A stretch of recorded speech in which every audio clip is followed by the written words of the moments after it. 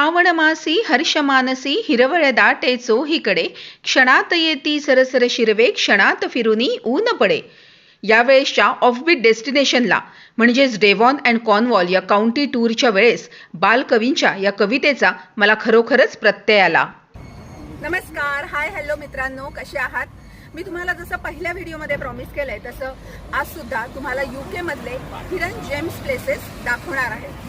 आज आपण आलेलो आहोत डेव्हॉन आणि कॉर्नवॉलच्या टूरला. या टूरची सुरुवात झालेली आहे विंचेस्टर सिटीपासून. आत्ता मी उभी आहे विंचेस्टर सिटी सेंटरमध्ये. विंचेस्टर इथं इंग्लंडमधल्या हॅम्पशायर प्रांतामध्ये आणि आत्ता मी उभी आहे किंग अल्फ्रेड यांच्या पुतळ्याच्या जवळ. आणि इथून आपण आपल्या सिटी सेंटरला व्हिजिट करणार आहोत. या व्हिजिटमध्ये आपण Winchester cathedral, garden, great hall असं सगळं एक एक पाहणार आहोत. इचेन नदीच्या काठावर लंडनपासून साधारण 97 किलोमीटरवर विंचेस्टर ही सिटी वसलेली आहे. विंचेस्टर हे गाव मुख्यत्वे करून कॅथेड्रल सिटी म्हणून ओळखलं जातं. याशिवाय गावात अतिशय सुंदर बागा, शॉपिंग कॉम्प्लेक्स आणि त्याचबरोबर मुख्यत्वे करून वॉल्सबी कॅसल, त्याच्यानंतर Winchester university, Winchester college, great hall यासाठी सुद्धा या सिटीची ओळख आहे.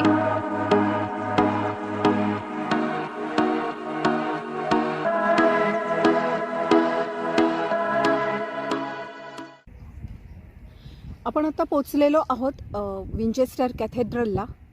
अतिशय जुनं म्हणजे साधारण 6व्या शतकातलं बांधलेलं हे कॅथेड्रल आहे. चर्च ऑफ इंग्लंडच्या अखत्यारीत हे कॅथेड्रल येतं. सध्या हे गव्हर्नमेंटच्या अंडर आहे आणि आपण आता आतमध्ये जाऊनही कॅथेड्रलची व्हिजिट करणार आहोत.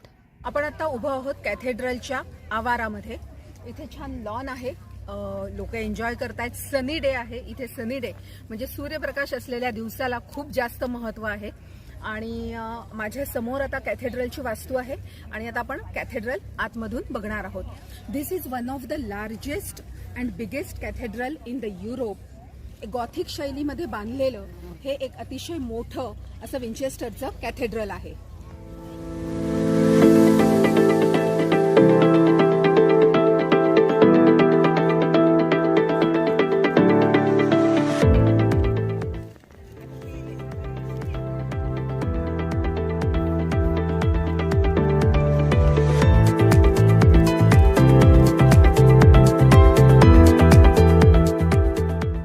साधारण 9व्या शतकापासून ते 15व्या शतकापर्यंत विंचेस्टर कॅथेड्रलचं बांधकाम वेगवेगळ्या संतांच्या अखत्यारीत झालं.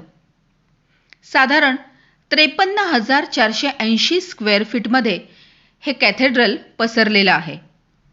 एक मेजर टुरिस्ट अट्रॅक्शन म्हणून सुद्धा या कॅथेड्रलची ओळख आहे. 4 लाख लोक दरवर्षी या कॅथेड्रलला भेट देतात. मुख्यत्वे करून कोरीव काम, सुंदर नक्षीकाम आणि त्याचबरोबर ब्रिटनची फेवरेट ख्यातनाम लेखिका कादंबरीकार जेन ऑस्टिन हिची कबरसुद्धा या कॅथेड्रलमध्ये आहे. ज्यांना कॅथेड्रलची संपूर्ण माहिती घ्यायची असेल त्यांच्यासाठी फ्री टूर्ससुद्धा उपलब्ध आहेत. तुम्ही एकदा तिकीट काढलं की पुढच्या वर्षीपर्यंत तुम्हाला ते तिकीट उपयोगात येऊ शकतं. या कॅथेड्रलमध्ये तुम्हाला सायन्स म्युझियम, लायब्ररी आणि त्याचबरोबर इलेक्ट्रॉनिक बायबलसुद्धा बघायला मिळेल, जिथे तुम्ही मोबाईलसारखं टचपॅड वापरून बायबल वाचू शकता.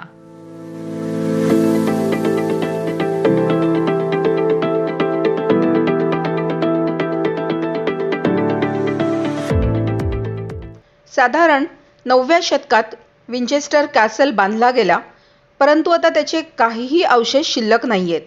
त्यातला फक्त ग्रेट हॉल हा शिल्लक आहे आणि ग्रेट हॉलमध्ये सध्या हिस्ट्री ऑफ विंचेस्टर हे म्युझियम सुरू असतं. डेव्हॉन अँड कॉर्नवॉल या टूरमध्ये आपण अनेक बीचेस, प्री हिस्टॉरिक म्हणजे अश्मयुगीन काळातले ठिकाणं, नॅशनल पार्क, कासल्स, कॅथेड्रल आणि युनेस्को हेरिटेज साईट्स बघणार आहोत. सध्या असेच आपण स्टोनहेंज या युनेस्को हेरिटेज साईटला आलेलो आहोत. हॅलो, मग आपण आता आलेलो आहोत स्टोनहेंजला. स्टोनहेंज हा आपला कॉर्नवॉलच्या टूरमधला सेकंड स्टॉप आहे. सध्या आपण असं समजूयात की आपण आलेलो आहोत 5000 वर्षांपूर्वी प्री हिस्टॉरिक पिरियडमध्ये, आदी मानवांच्या पिरियडमध्ये. कारण स्टोनहेंज ही अशी एक कलाकृती आदिमानवाने साकारलेली आहे. आपण याला आदिमानव म्हणूयात किंवा एलियन्स म्हणूयात किंवा एक्स्ट्रा टेरेस्ट्रियल ॲनिमल्स म्हणूयात. ही नक्की कोणी केलं आहे, का केलं आहे, याबद्दल अनेक थेअरी आहेत, परंतु एकही थेअरी आतापर्यंत कन्फर्म झालेली नाहीये.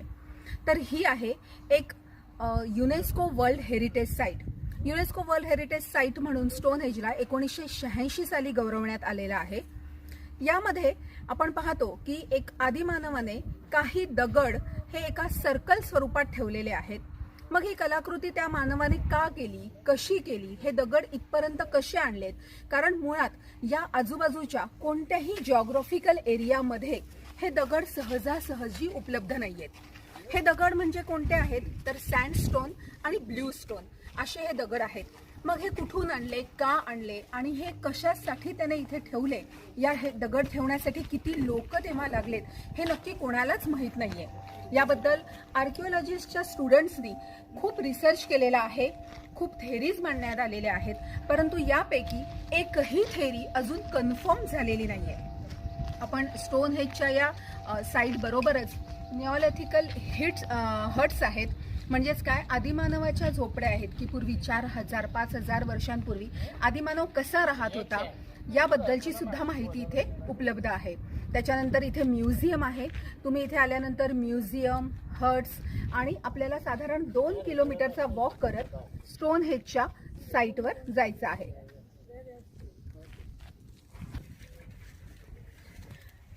ही हट आहे, मगाशी आपण बघितलं आदिमानवांची झोपडी. आपण आता आतमध्ये जाऊन पाहूयात कशी आहे.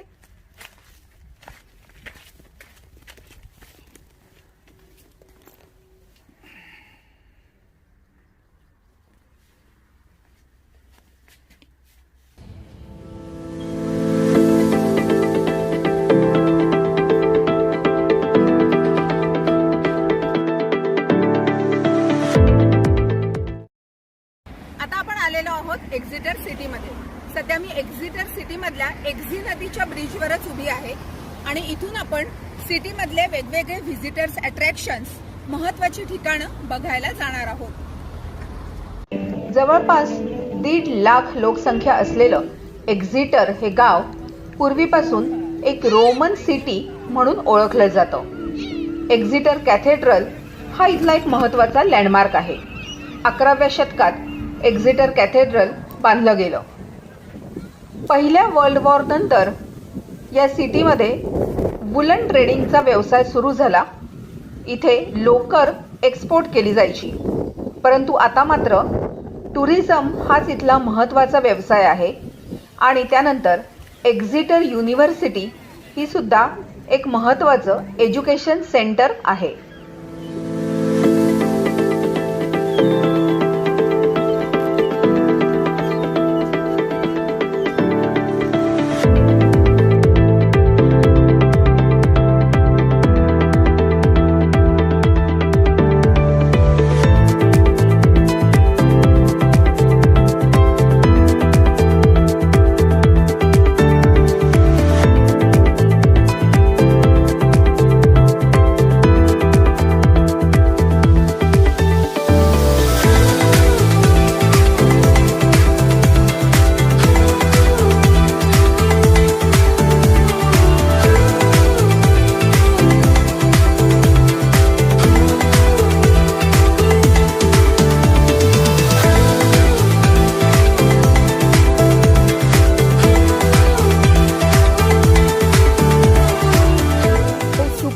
नमस्कार, गुड मॉर्निंग.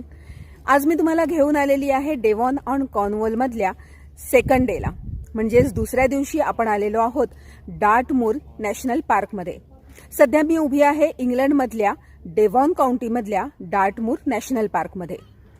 डार्टमूर नॅशनल पार्क हे 1951 मध्ये घोषित करण्यात आलं आणि त्यानंतर या भागाचा सर्वात जास्त विकास झालेला आहे. आता मी तुम्हाला घेऊन जाणार आहे पहिल्यांदा, तर माझ्या मागे तुम्ही बघत असाल तर खूप मोठे दगड दिसत आहेत, बऱ्याच लांबवर आहेत. आपण तिथपर्यंत हायकिंग करत चालत जाणार आहोत आणि ते आहेत हेटोरचे ग्रॅनाइटचे दगड. हे सुद्धा जवळपास 2000 वर्षांपूर्वीचे दगड आहेत. हा नॅशनल पार्क म्हणून घोषित झाल्यानंतर इथे तुम्ही वेगवेगळ्या ॲक्टिव्हिटीजसाठी येऊ शकतात, जसं हायकिंग आहे, सायकलिंग आहे, कॅम्पिंग आहे.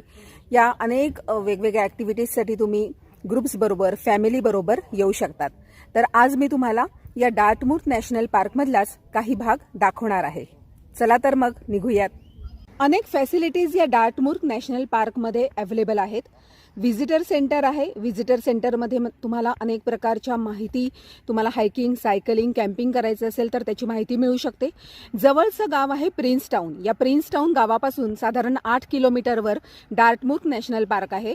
प्रिन्सटाऊनपासून तुम्हाला वेगवेगळ्या बसेससुद्धा मिळू शकतात किंवा तुम्ही स्वतःच्या प्रायव्हेट व्हेकलने सुद्धा इथपर्यंत येऊ शकतात.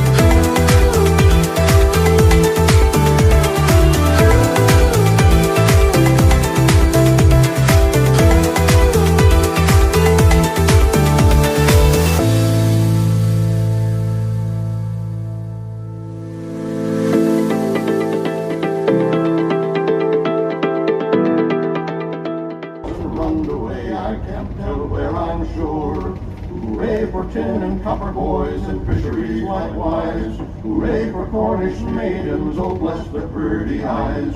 Hooray for our old gentry, and may they never fail. Hooray, hooray for Cornwall, hooray boys one and all. And should that Bonaparty of 40,000 still to make into an army for to work his wicked will.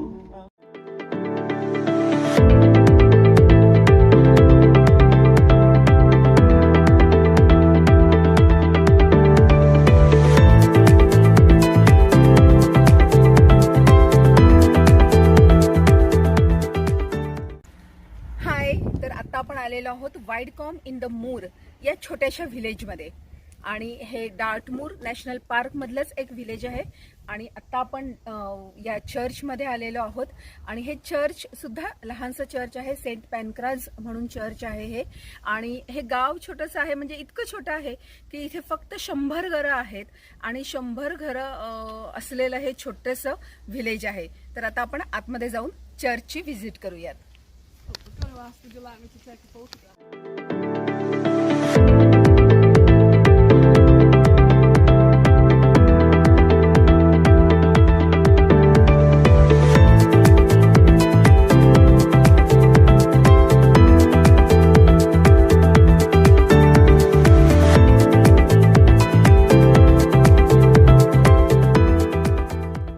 आपण आता आलेलो आहोत post bridge या ठिकाणी. डार्टमूर national park मध्येच post bridge किंवा क्लॅपर bridge म्हणून एक दगडी ब्रिज आहे. हा ब्रिज आहे ईस्टर्न डार्ट या रिव्हरवर. हा ब्रिज इतका जुना आहे की हा प्री हिस्टॉरिक ब्रिज म्हणूनच ओळखला जातो. 2000 ते 3000 वर्षांपूर्वीचा हा ब्रिज आहे. तर आपण तो ब्रिज आता बघायला पुढे जाऊयात.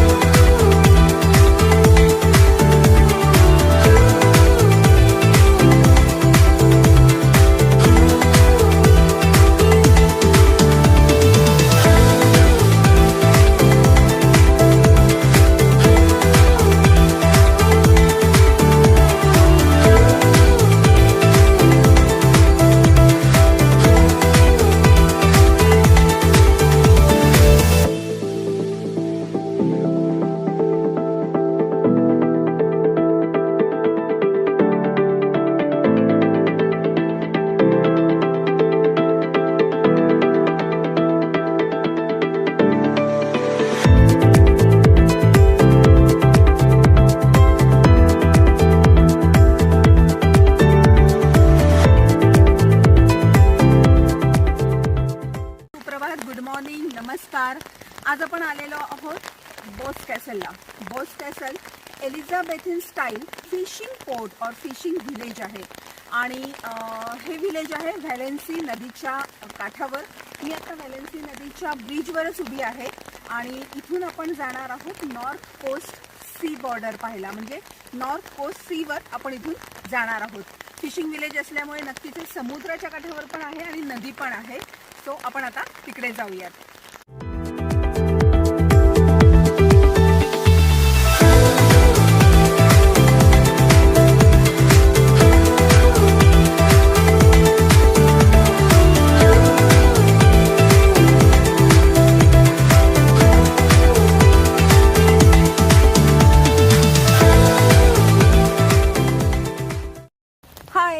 मी आता आलेली आहे नॉर्थ कोस्ट सी शोअरला. आपण बोस कॅसल व्हिलेज मधून आता चालत आलो आणि मी आता सी शोअरला उभी आहे. माझ्या मागे तुम्ही समुद्र पाहताय. हे एक फिशिंग पोर्ट आहे, फिशिंग व्हिलेज आहे इंग्लंडमधल्या कॉर्नवॉल काउंटीमध्ये. सो आज खूप पाऊस पडतो आहे, थंड वातावरण आहे, वारं नाही आहे पण पाऊस मात्र खूप पडतोय.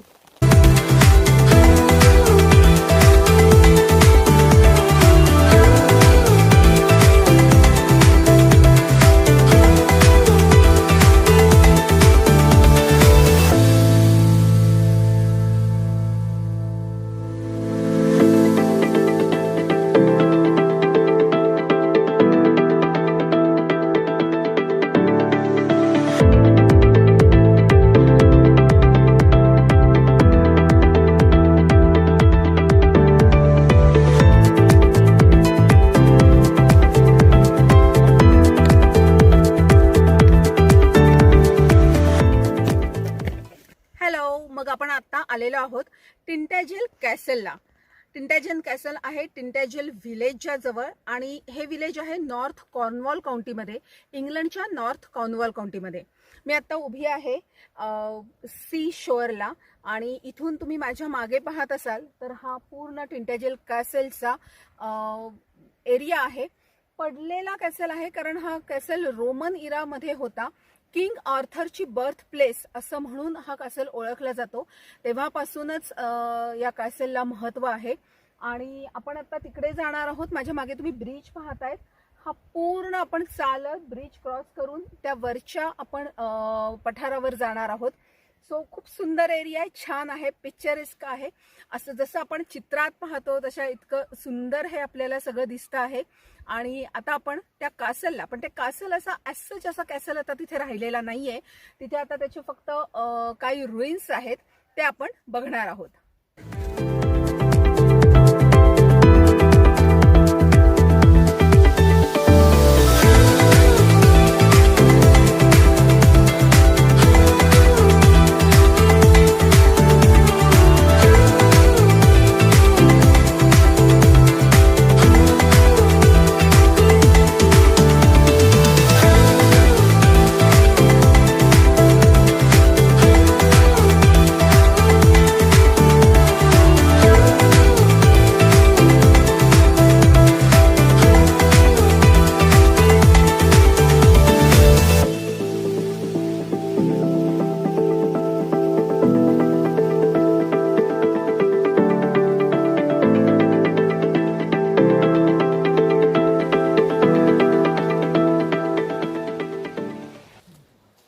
एवढ्या उंच दोन डोंगरांना जोडणाऱ्या ब्रिजवरनं आणि वरती त्या पठारावरनं आम्ही आता खालती आलेलो आहोत.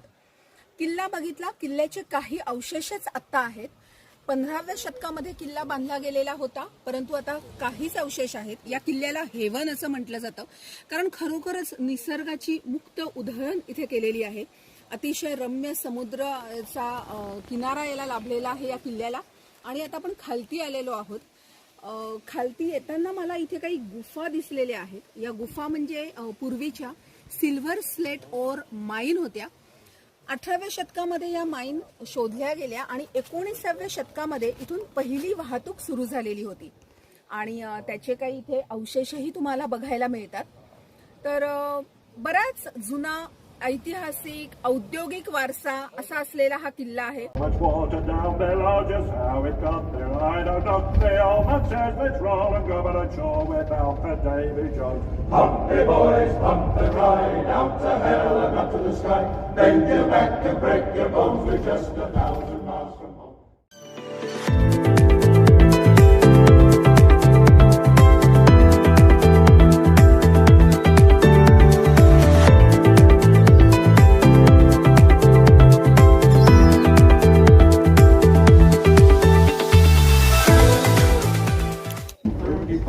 Runned away, I can't tell where I'm sure.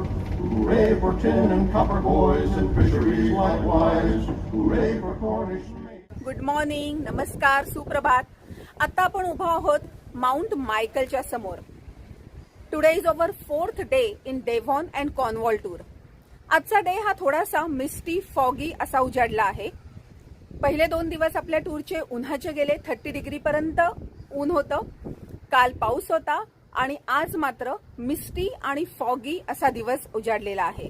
सगळीकडे धुकं आहे. माझ्या मागे तुम्ही पाहत असाल तर माउंट मायकलवर सुद्धा धुकं आहे आणि थोडासा पाऊस पडतो आहे आणि आजची सुरुवात ही अशी थोडीशी स्लगिश झालेली आहे. आणि आता आपण हा माउंट मायकल पाहायला जाणार आहोत. आता मी जिथे उभी आहे हे परत एकदा सांगते, इंग्लंड मधल्या साऊथ वेस्ट कॉर्नवॉल काउंटी मधल्या मॅरिझोना गावात मी आता उभी आहे. माझ्या मागे आहे माउंट मायकल. फर्स्ट आपण तिथे व्हिजिट देणार आहोत आणि त्याच्यानंतर आपण पुढे जाणार आहोत मिरॅक थिएटरला. सो इंग्लंडमध्ये वेदर हे केव्हाही चेंज होतं. ऊन, पाऊस, धुकं, थंडी. So you have to carry every stuff with yourself like windcheater, sweater, umbrella. हे सगळं तुम्हाला कायम कॅरी करावं लागतं.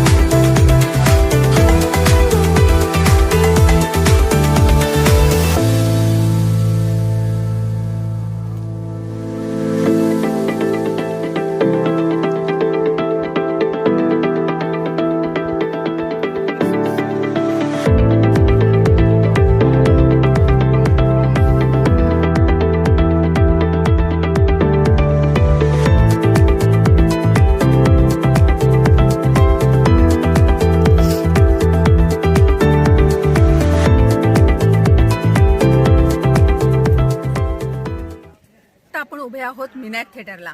आता मिनॅक थिएटर हे अटलांटिक ओशन जवळ आहे. हे एक ओपन एम्फी थिएटर आहे. लेडी रोवेना केड हिने पहिल्या महायुद्धानंतर हे थिएटर बांधायला सुरुवात केली. स्वतःसाठी तिने मिनॅक पॉइंटवर घर आणि हे थिएटर बांधायला सुरुवात केली. त्याच्यानंतर 1929 साली शेक्सपियरचा मिडनाईट समर ड्रीम या पहिल्या प्लेपासनं या थिएटरची सुरुवात झालेली आहे. आत्ता सुद्धा साधारण मे ते सप्टेंबर पर्यंत दरवर्षी 20 प्ले इथे सादर होतात. अतिशय सुंदर असं हे ठिकाण युरोपमधल्या पहिल्या 20 प्रेक्षणीय स्थळांपैकी हे एक ओपन थिएटर मिनॅक थिएटर हे एक अतिशय सुंदर प्रेक्षणीय स्थळ अटलांटिक ओशनच्या समुद्रकिनारी टुरिस्ट डेस्टिनेशन म्हणून नक्कीच तुम्हाला पाहायला आवडेल.